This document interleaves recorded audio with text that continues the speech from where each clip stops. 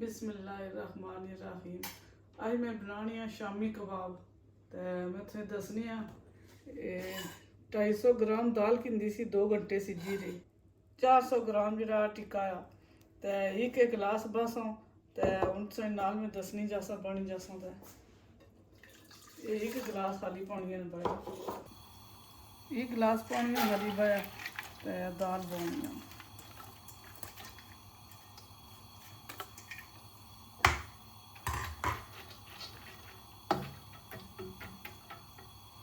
इसमें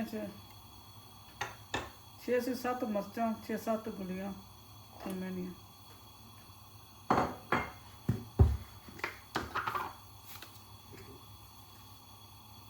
एक स्पून लूने नहीं।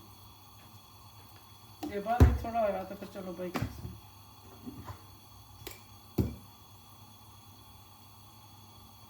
आधी स्पून जी है चिली पाउडर,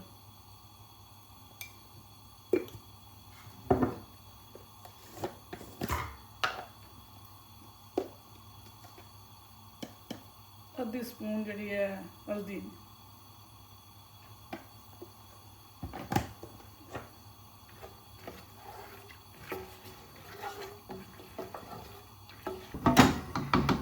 भाई छड़िया चीज़ा तो बंद कर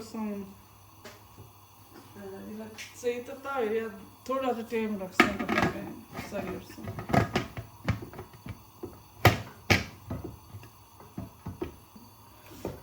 बंद करी छड़िया ना देखा जरा टिक्का पाई उस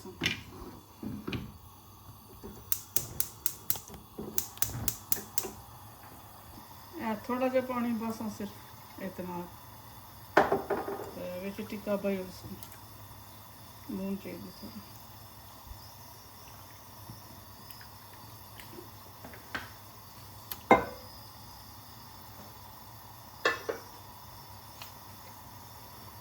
आलिया थोड़ा जहा लून पाने जब दादी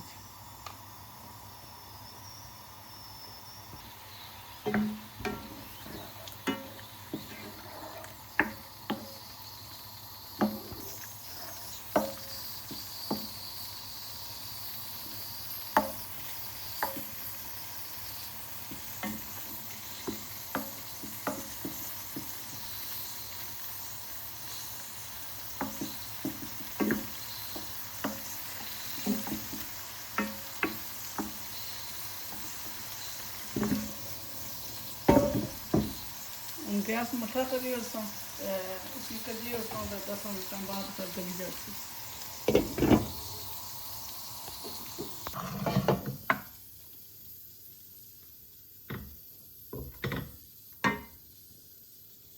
बोटियां हूँ जी गलियां में थोड़ा जहा फर्क आ तो आंडी जी है साई जी दाली नहीं तो फिर नहीं मैं अगर दसा फिर जरा आंडी हूँ बंद करी छोड़ी ठंडी होसी फिर खोलसो।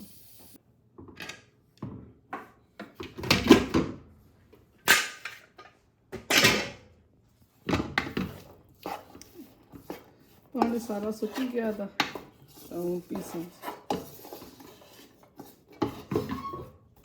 सही है तक गली गई ना तक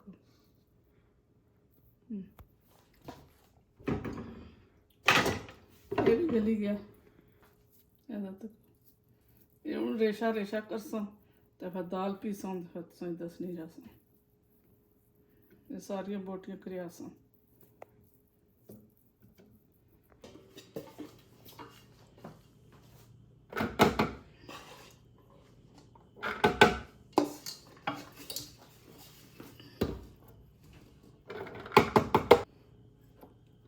इसने सारी दाल बच छोड़ी तो 2 स्पून जड़ियाँ बडेरियाँ सुक्का धनिया, एक जरा मसाले नहीं सुके मसाले नहीं तो एक अंडा बच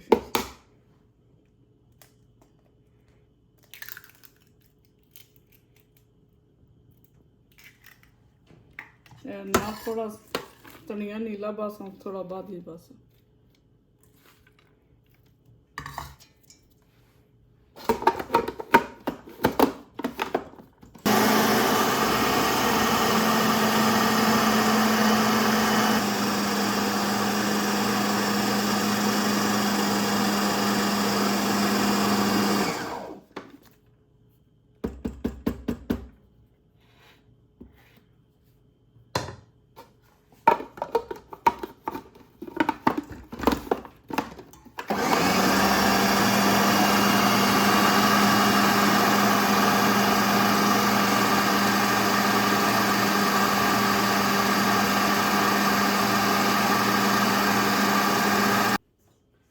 बिच्चे धनिया सुट्टी सी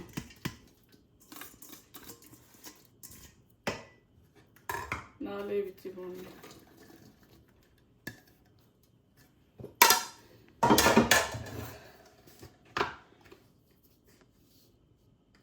थोड़ा जिहा लूण आधी स्पून पानी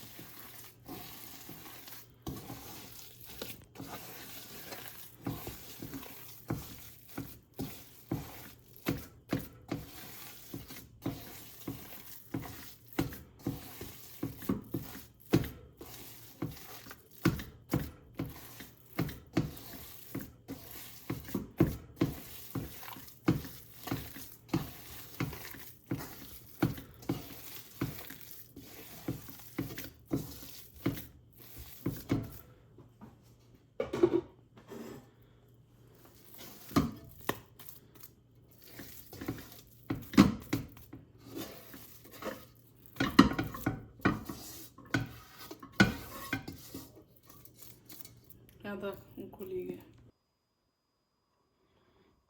थोड़ा जिहा इत्थे तेल लासां सही करी ते फिर इत्थे नाल बनानी तुसें दस्सनी दस्सां बिस्मिल्लाहिर्रहमानिर्रहीम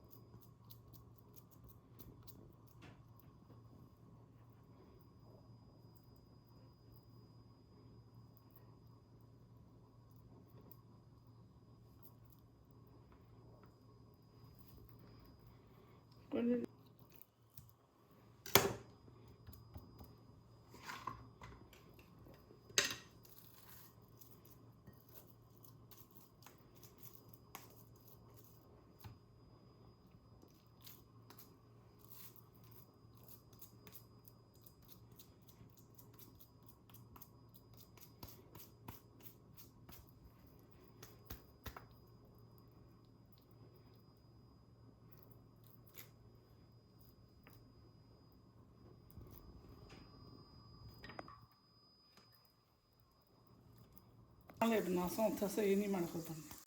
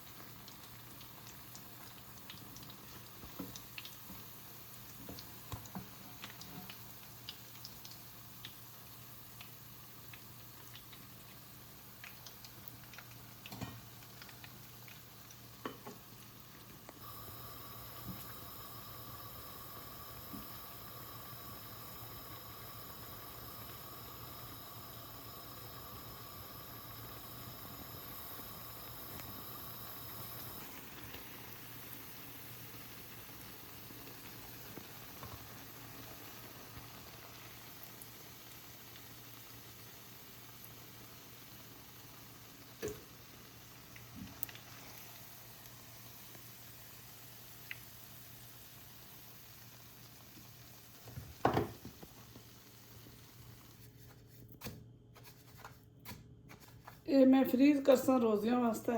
तो मैं कहा चलो इन्ना कि जरा ना ब्रेड क्रम लाई ना तो सोखे फ्रीज हो जासा।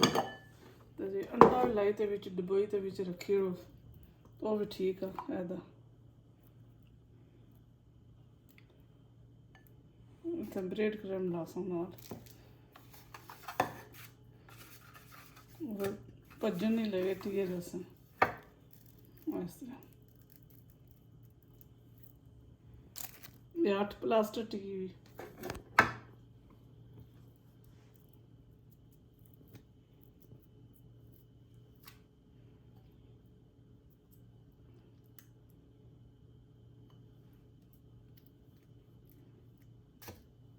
ये फ्रीज करी उसमें रोसी मस्त है।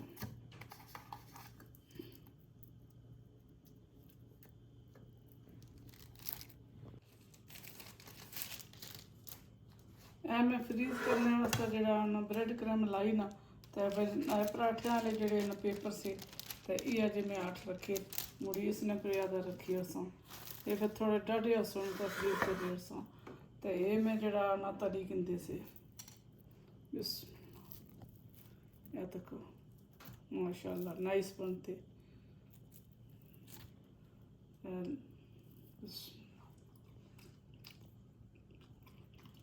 तो साड़ी वीडियो पूरी तक क्या है शेयर करें सब्सक्राइब करें। तो इस तरह बनाया है फिर पाया है भुना इस बनते।